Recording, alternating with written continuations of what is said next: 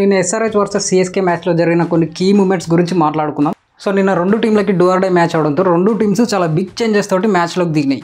అవి ఏంటంటే సిఎస్కే వాళ్ళు Dewald Brevis, Sam Curran and Deepak హూడాని తీసుకొస్తే ఎస్ఆర్హెచ్ వాళ్ళు కుశాల్ మెండిస్ అండ్ షమీని తీసుకొచ్చారు. ఇట్లా తీసుకొచ్చిన దాంట్లో కుశాల్ మెండిస్ అండ్ సిఎస్కేలో డెవల్ బ్రావిస్ బాగా క్లిక్ అయ్యారు. సో ఇది ఎంతలా వర్కౌట్ అయిందంటే డెవల్ బ్రావిస్ అవుట్ కాకుండా గ్రీజ్లోనే ఉండుంటే సిఎస్కే స్కోర్ ఖచ్చితంగా 180 దాటేది.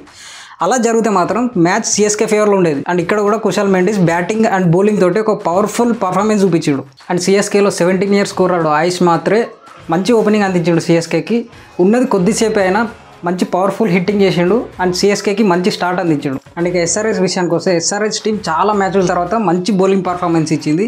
హర్షల్ పటేల్ అయితే 4 వికెట్స్ తీసిండు అండ్ 2 క్రూషియల్ వికెట్స్ తీసుకున్నాడు. తను సెట్ చేసుకున్న ఫీల్డింగ్ ప్రకారం బౌలింగ్ చేసి మంచి వికెట్స్ సంపాదించుకున్నాడు. అండ్ తనతో పాటు కమిన్స్ 2 వికెట్లు, Shami 1 wicket, Mendis 1 wicket and Unadkat 2 వికెట్లు తీసుకున్నాడు. సో ఓవరాల్గా ఎస్ఆర్హెచ్ బౌలింగ్లో ఒక మంచి పర్ఫార్మెన్స్ చూపించింది ఈ మ్యాచ్లో. అండ్ లాస్ట్ మ్యాచ్ కాంట్రవర్సీ తర్వాత అండ్ చాలా మ్యాచ్ల తర్వాత ఇషాన్ కిషన్ ఈ మ్యాచ్లో ఒక కన్సిస్టెంట్ బ్యాటింగ్ పర్ఫార్మెన్స్ చూపించాడు అండ్ మంచి పార్ట్నర్షిప్ కూడా బిల్డ్ చేసుకున్నాడు.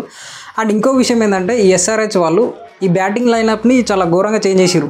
సెకండ్ డౌన్కి క్లాసిన్ వచ్చిండు, తర్వాత అనికేత్ వర్మ వచ్చిండు, తర్వాత కుశాల్ మెండిస్ వచ్చిండు అండ్ లాస్ట్లో నితీష్ కుమార్ రెడ్డి వచ్చిండు. దీనివల్ల క్లాసిన్ వర్కౌట్ కాలేదు కానీ నితీష్ కుమార్ రెడ్డి మంచి ఫామ్లోకి వచ్చిండు, మంచి బ్యాటింగ్ పర్ఫార్మెన్స్ చూపించిండు తను. సో మొత్తానికైతే ఈ మ్యాచ్ ఎస్ఆర్హెచ్ గెలిచింది అండ్ దానికి ఇంకా ప్లే ఆఫ్ ఛాన్సెస్ నిలబెట్టుకుంది. చూద్దాం ఈ ఎస్ఆర్హెచ్ 5 out of 5 మ్యాచెస్ గెలుస్తారా లేకపోతే